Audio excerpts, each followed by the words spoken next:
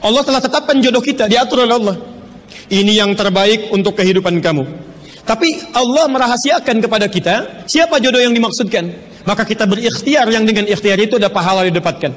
Saya ulang, ada pahala didapatkan, ada kenikmatan dalam mencarinya. Bayangkan kalau kemudian nikah aja tiba-tiba tanpa ada pencarian. Antum gak akan pernah merasakan bagaimana nikmat ta'aruf.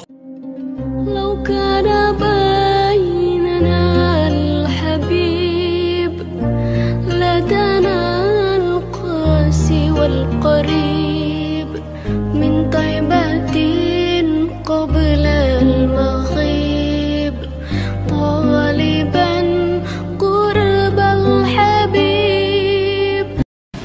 Ustaz, saya tahun depan mau menikah.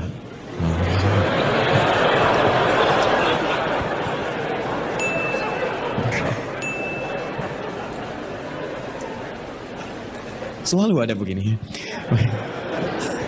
Dengan seorang akhwat. Pasti seorang akhwat, gak mungkin ikhwan. Gak mungkin. Kalau seorang ikhwan ada yang salah dari diri antum ya. Baik, Quran surah ke-49 ayat 13. Ya ayyuhan nasu inna khalaqnakum min dzakarin wa untha. Hei manusia, kami ciptakan kalian pasangannya laki-laki dengan perempuan. Ya, laki-laki disebut dengan ikhwan, perempuan disebut dengan akhwat. Jadi kalau antum ikhwat pasti pasangannya akhwat ya. Allah menciptakan Adam dengan Hawa, bukan Adam dengan Adang, ya, ini beda. Baik. Orang tua sudah setuju, alhamdulillah. Qadar Allah beberapa hari lalu, ia memberi kabar bahwa ia sudah menerima lamaran ikhwan lain. Masya Allah.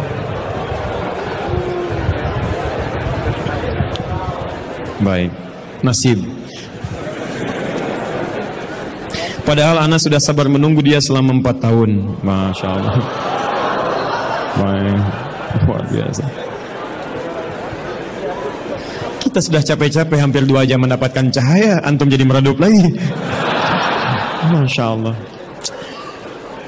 Saya sabar menunggu dia selama 4 tahun tanpa komunikasi. Ini masalahnya. Beri saya nasihat Ustadz agar saya bisa melupakan dia, agar anak bisa fokus kembali.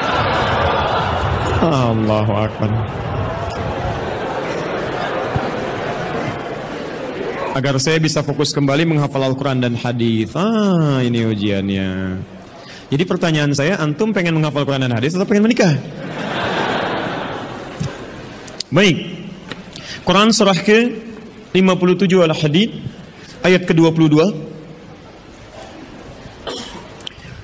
Quran surah ke-2 Al-Baqarah ayat 286. Quran surah ke-3 Ali Imran alhamdulillah ayat 142, posisi paling kiri sebelah atas. Taib.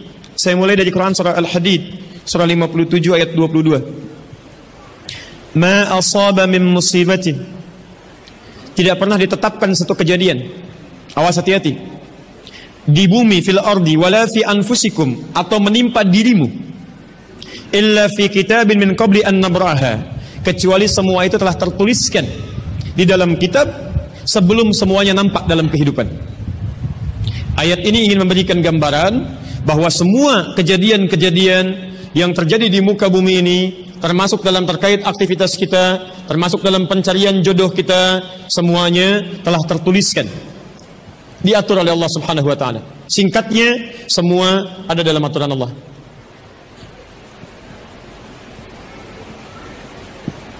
Fokus.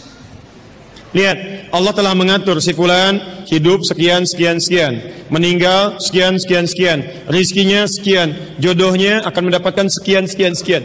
Sebagian tidak bisa diikhtiarkan seperti ajal nggak ada ikhtiarnya. Di Anda tidak bisa ikhtiar untuk bisa menunda atau mempercepat ajal, langsung nggak bisa diintervensi.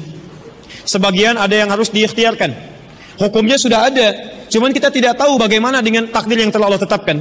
Maka untuk mendapatinya, maka ikhtiar kita untuk meraihnya. Maka ada sesuatu yang ditempuhnya dengan cara ikhtiar. Taib. Di antaranya ini jodoh. Allah telah tetapkan jodoh kita, diatur oleh Allah. Ini yang terbaik untuk kehidupan kamu. Tapi Allah merahasiakan kepada kita siapa jodoh yang dimaksudkan. Maka kita berikhtiar, yang dengan ikhtiar itu ada pahala didapatkan. Saya ulang, ada pahala didapatkan, ada kenikmatan dalam mencarinya. Bayangkan kalau kemudian nikah aja tiba-tiba tanpa ada pencarian.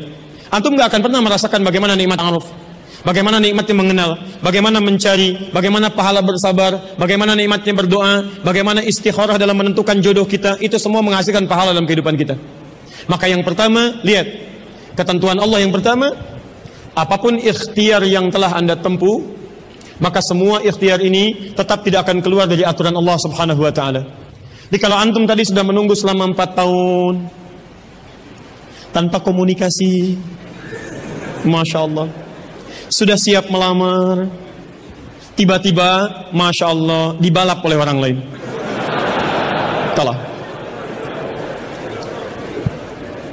fokus. Maka bagaimana cara memahaminya? Perhatikan, ikhtiar yang Allah tetapkan dalam aturan yang dibuat tadi, boleh jadi tidak harus selalu menyampaikan kita pada tujuan yang kita inginkan. Karena aturan Allah itu ketika ditetapkan akan bersanding dengan maslahat bagi kehidupan kita yang menjalaninya. Ingat ini ya, ingat. Aturan Allah ketika menetapkan, fulan rezeki kamu sekian, fulan fisik kamu begini, fulan jodoh kamu si fulan, si fulanah. Ketika Anda menempuhnya dengan ikhtiar, tidak harus kemudian Anda meraihnya sesuai dengan keinginan Anda. Contoh, maaf, Anda ingin misalnya sekolahnya ke ITB, Anda ikhtiar, juara satu. Begitu tes di ITB tidak lulus, lulusnya ke IAIN. Misal, harap-harap ke ITB, masuknya ke IAIN. Harap-harap ke ITB, masuknya ke Unpad. Ketika Allah kemudian menakdirkan Anda, misal keinginan Anda ke Unpad, keinginan Anda ke ITB, tapi kemudian tiba-tiba beloknya ke Unpad. Bagaimana memahaminya? Perhatikan, kadang jalan kehidupan yang telah Allah tetapkan bukan harus menentukan hasil sesuai dengan yang Anda inginkan, tapi Allah menetapkan sesuai dengan apa yang Anda butuhkan.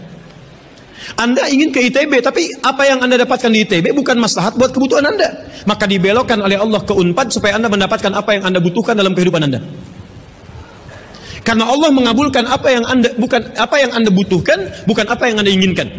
Saya ulang, Allah mengabulkan hanya apa yang Anda butuhkan, bukan apa yang Anda inginkan.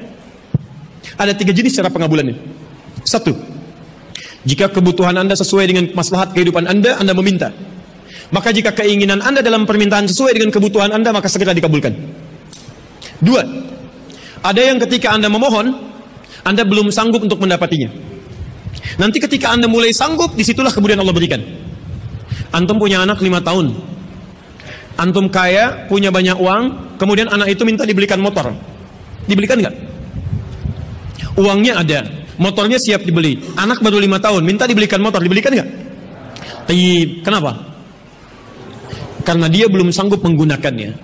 Tapi Anda sampaikan, nah, papa punya uang, papa siapkan ya. Nanti ketika sanggup baru saya berikan.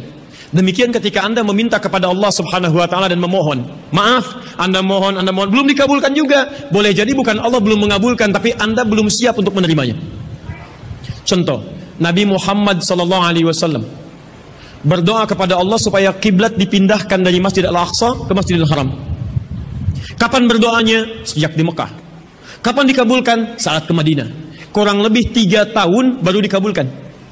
Quran surah kedua Al-Baqarah ayat 144, paling kiri sebelah bawah. Qad nara taqalluba wajhika fis sama' falanuwalliyannaka qiblatan taradaha fawalli wajhaka syatral masjidil haram. Muhammad, kami perhatikan engkau senantiasa menengadahkan wajahmu ke langit memohon, meminta. Lihat, maka mulai hari ini kami kabulkan doamu. Mulai palingkan kiblatnya dari Masjidil Aqsa ke arah Al-Masjidil Haram. Berapa lama Nabi berdoa? 3 tahun. Nabi Muhammad SAW berdoa 3 tahun baru dikabulkan oleh Allah. Kenapa baru dikabulkan? Karena pengalihan kiblat baru sesuai dengan kebutuhan umat Islam pada saat itu setelah 3 tahun. Nabi Ayub alaihissalam, antum kenal Nabi Ayub? Kenal di mana? Kadang-kadang kenal Nabi Ayub. Luar biasa. Tadi malam di Dumai ada yang kenal Korun. Bulan lalu di Lampung ada yang kenal Fir'aun. Masya Allah. Di Pekanbaru kenal Nabi Ayub. Luar biasa. Belum siapa sebetulnya? Nabi Ayub itu diuji dengan penyakit luar biasa. Maaf, tadinya kaya, punya istri yang sangat cantik, anaknya 12. Hari yang bersamaan, hari pertama, maaf, diuji dengan harta semua habis. 1 hari. Hari kedua, anak semua meninggal. Hari ketiga diuji dengan penyakit, yang penyakitnya tidak akan pernah dialami orang setelahnya, tidak juga dialami orang sebelumnya. Berapa diuji? 20 tahun. Beliau diuji 20 tahun. Apakah mengeluh? Tidak. Kata istrinya, kalau bahasa kita, papa kan Nabi, angkat tangan papa, mohon kepada Allah, mintakan sembuh aja, sembuh. Apa jawab Ayub? Berapa lama kita sehat dan senang? Kata istrinya, Masya Allah, 20 tahun. Berapa lama kita diuji begini? 7 tahun. Kata Ayub, nanti saja. Kalau usia ujian sakit sama dengan ujian sehat, sama-sama 20 tahun, baru saya memohon kepada Allah Subhanahu wa ta'ala. Anda bisa bayangkan, Nabi Ayub, Nabi, Rasul, dekat dengan Allah, jaminannya surga, surga tingkat tinggi, diberikan ujian 20 tahun, beliau bersabar dan tetap ibadah. Antum, Masya Allah, mahasiswa, baru semester 5, bukan Nabi, bukan Rasul, surga belum jelas, amalan masih berantakan, hisab masih menegangkan, surga belum ada jaminan, baru 4 tahun.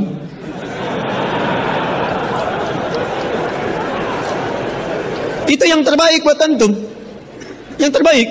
Jadi bukan berarti ketika Anda tidak mendapatkan dia, dunia hilang untuk Anda. Tidak. Banyak boleh jadi itu hanya titian ajaran dari Allah supaya Anda merasakan bagaimana nikmatnya ta'aruf, supaya Anda belajar bagaimana mencari yang lebih baik lagi. Lihat kalimatnya, Quran surah ke-24 ayat 26. At-tayyibatu lit-tayyibin wat-tayyibuna lit-tayyibat, al-khabithatu lil-khabithin sebelumnya, wal-khabithuna lil-khabithat. Yang baik akan ketemu yang baik lagi, yang kurang baik bertemu dengan yang kurang baik lagi. Menurut Anda, dia yang terbaik untuk Anda. Menurut Allah, dia bukan yang terbaik untuk Anda. Yang untuk Anda, ada yang lebih baik lagi. Anda mau menghafal Quran, Anda mau menghafal hadis, maka Allah akan kirimkan kepada Anda yang bisa menjaga Quran dan hadis Anda. Kalau dengan 4 tahun belum bisa menjadikan Anda mendapatkan yang terbaik, tunggu. Karena yang terbaik itu lebih daripada yang mulia akan mendapatkan masa yang cukup panjang. Al-Bukhari menulis hadis 16 tahun, kitabnya abadi. Orang menulis kitab 16 hari belum tentu abadi. Jadi ketika Anda diminta menunggu dalam masa yang cukup lama, sebetulnya bukan masanya yang ditunggu, tapi di balik penungguan itu bukankah di situ ada pahala? Tadi Anda katakan Anda rajin berdoa, bukankah di doa itu ada pahalanya? Anda rajin tahajud, Anda bersabar, Anda bermohon, Anda istighfar. Jadi yang diinginkan oleh Allah dalam penantian 4 tahun itu bukan Anda menikah dengan calon Anda sekarang, tapi Anda mendapatkan pahala yang berlimpah. Dan dengan pahala itu Anda siapkan Quran Anda, hadis Anda untuk membimbing pasangan Anda berikutnya. Paham sampai sini? Baik, alhamdulillah. Jadi nggak usah kecewa ya, nggak usah kecewa. Baik, yang kedua, lihat kaidahnya supaya kita bisa sabar, ya, supaya bisa sabar. 2, Quran surah kedua ayat 286. La yukallifullahu nafsan illa, tidak mungkin Allah menguji seorang hamba kecuali dia sanggup untuk mengatasinya. Tidak mungkin Allah menguji seorang hamba kecuali dia sanggup untuk mengatasinya. Tolong baca kalimat ini dengan baik ya. Kalau Anda sedang punya masalah, seberat apapun itu, yakinkan kata Al-Quran, tidak mungkin masalah ini diujikan kepada Anda kecuali Anda sanggup. Jadi kalau Anda tidak sanggup, mustahil ujian ini dititipkan kepada Anda.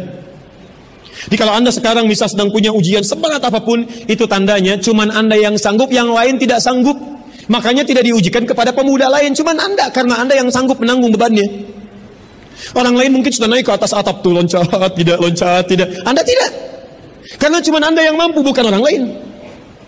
Ketika Anda mengatakan, ya Allah, kenapa mesti saya yang diuji? Kenapa mesti saya mengalami? Why me? Kata Allah, why not?